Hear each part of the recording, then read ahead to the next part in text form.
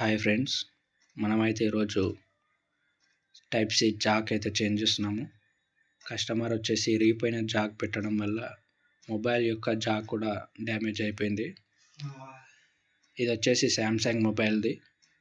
మనమైతే ఓన్లీ బోర్డుకున్న jack replace చేస్తున్నాము, డైరెక్ట్ బోర్డ్ని రీప్లేస్ చేయడం లేదు ఫోన్కి.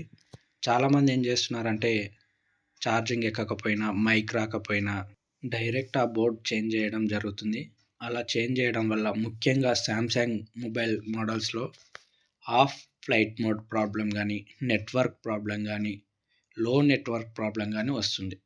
ఎలాంటి మొబైల్ అయినా సరే అండి, మనం ఒరిజినల్ బోర్డ్ని చేంజ్ చేయకుండా ఆ ఒరిజినల్ బోర్డ్ని రిపేర్ చేయడానికి ట్రై చేస్తున్నాను.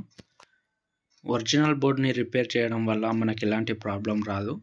అదే మార్కెట్ నుంచి తెచ్చేసిన బోర్డ్ అయితే ఆఫ్టర్ 2 months తర్వాత కస్టమర్కి స్పీకర్ అయినా రాకపోవడం, మైక్ రాకపోవడం, ఛార్జింగ్ ఎక్కకపోవడం, లో నెట్వర్క్, ఫ్లైట్ మోడ్ ప్రాబ్లం ఇలాంటివి వస్తాయి.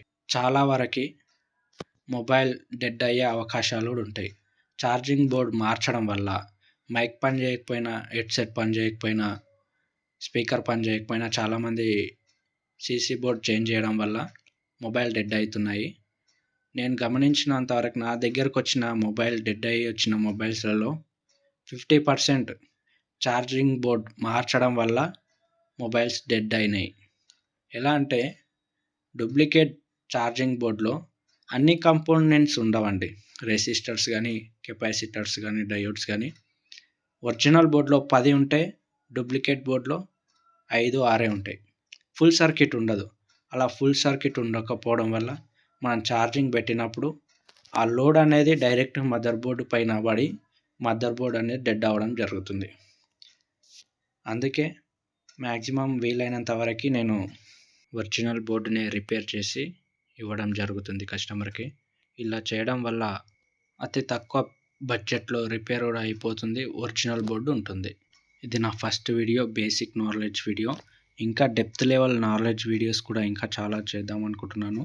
మదర్ బోర్డ్ లెవెల్లో CPU, RAM, EMMs installing and programming ఇలాంటి వీడియోస్ ఇంకా చేస్తాను. టెక్నీషియన్స్ కూడా యూస్ఫుల్గా ఉంటుందని అనుకుంటున్నాను. Please support me.